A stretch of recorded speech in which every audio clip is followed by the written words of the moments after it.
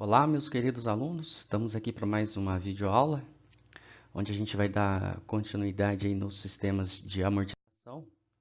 A gente vai falar sobre o método francês. Por gentileza, se vocês ainda não assistiram a primeira videoaula, sugiro que vocês dêem uma olhada lá na primeira videoaula, que essa aqui é a segunda videoaula de sistema de amortização, certo? Então, qual que é a principal diferença entre o SAC, Sistema de Amortização Constante, e o sistema francês ou Price, né? Método francês ou tabela Price? É que, no caso, as prestações são iguais. Então, a maioria das vezes, as prestações que a gente vai querer são essas aqui, são prestações iguais, que é mais fácil para a gente poder fazer a conta aí, para a gente poder acompanhar o que a gente vai gastar, né? Eu costumo muito brincar muito com os meus alunos, que é a famosa Casas Bahia. Paga em 24 vezes sem juros.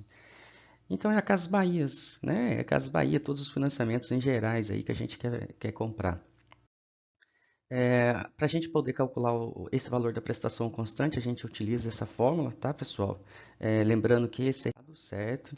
Então, é para quando a gente vai pagar 30 dias depois, certo? Para a gente pagar na primeiro valor de entrada, a gente faz uma outra conta, mas fica para uma próxima videoaula. Esse aqui são os principais, né? Aí, lembrando que a mensalidade é decomposta em duas parcelas, lembrando da primeira videoaula. Nós temos a primeira parcela, que é os juros pagos, certo? E nós temos também mais um valor amortizado, um valor da dívida, né? Como é que a gente faz aqui para poder fazer a conta? Vamos pegar aqui um exemplo. Seja um empréstimo de 100 mil, certo? Que será pago no sistema pelo método francês ou tabela Price. Os juros são 5% e são 5 parcelas mensais. Então, para a gente poder fazer a conta utilizando a fórmula, nós temos aqui a taxa. Lembrando que na fórmula nós temos aqui a taxa unitária, né, que a gente tem que usar na forma unitária.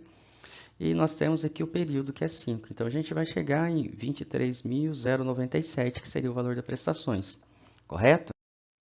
Se nós quisermos, por outro meio, utilizar o módulo financeiro da HP, simplesmente a gente monta o fluxo de caixa para ficar mais fácil, o período, a taxa, o nosso valor do empréstimo, né? Lembrando que valor positivo, empréstimo, seta para cima, o valor que eu vou pagar negativo, então é seta para baixo.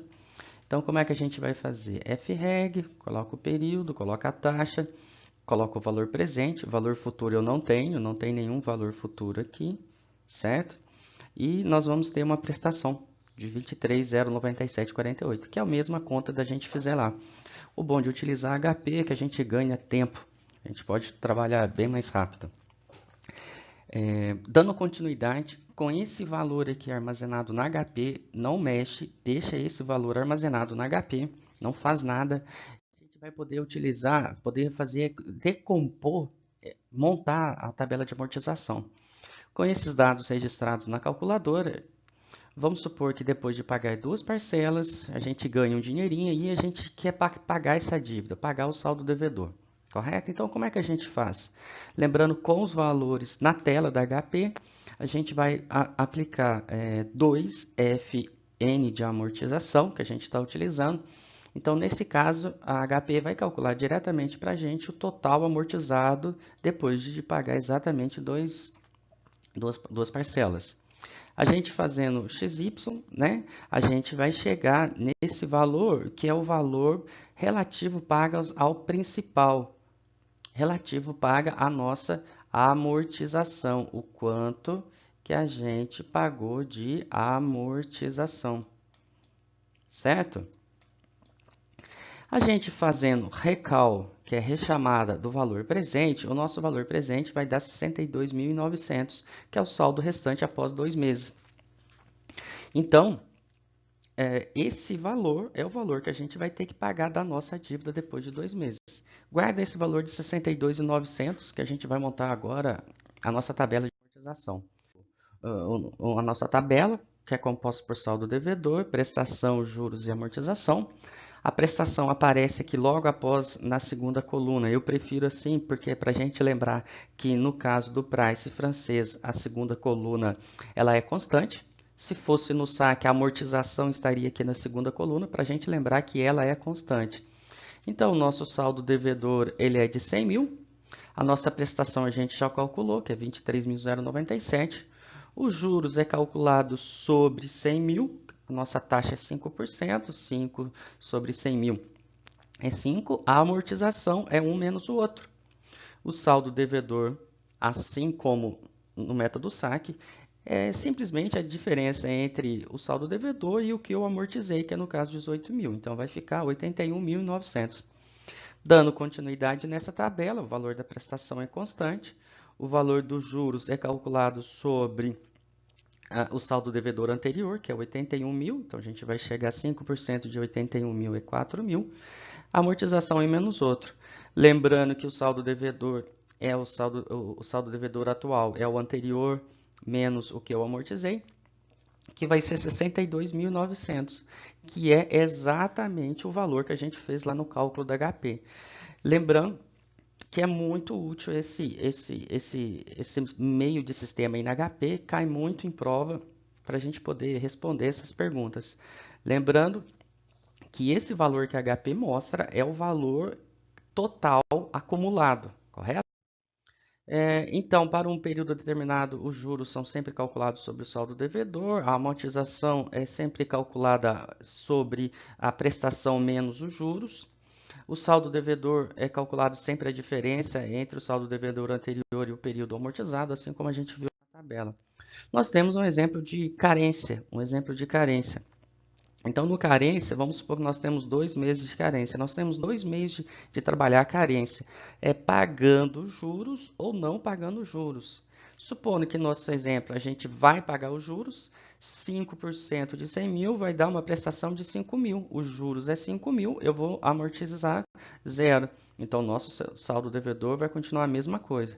Supondo que eu vou pagar 5 mil novamente, 5 mil é o valor da minha prestação, que vai ser exatamente o valor dos juros, ou seja, eu estou pagando somente os juros. Aí a parcela, o quadro de amortização após isso vai ser exatamente igual.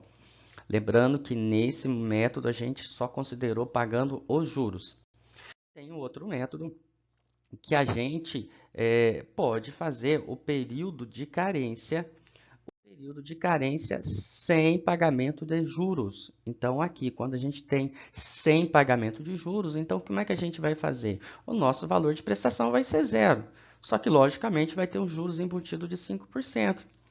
Os juros embutidos de 5%, como a gente não pagou nada, ele vai aumentar a nossa dívida. A nossa dívida vai passar a 65 mil. No segundo período, eu não vou ter nada para pagar, não vou pagar nada, a minha prestação vai ser zero, só que eu vou ter continuando juros.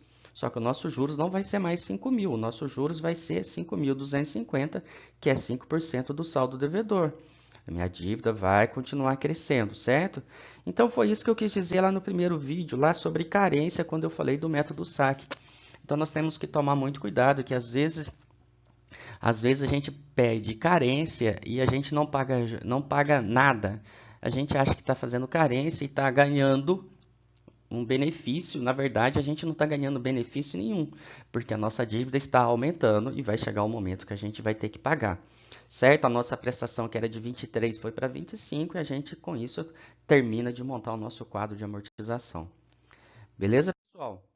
Né? Então, só para a gente ter uma comparação entre os dois sistemas, né? Fazendo aqui no Excel, nós temos aqui o sistema francês, que a primeira prestação é menor, no sistema saque a primeira prestação é maior, o total de juros pagos aqui é mais, aqui é menos, prestações constantes, amortizações constantes, que são as principais diferença, né?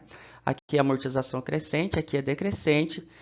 No francês, os juros são decrescentes, né? Então, os juros são decrescentes. Então, serve para vocês fazer uma consulta rápida.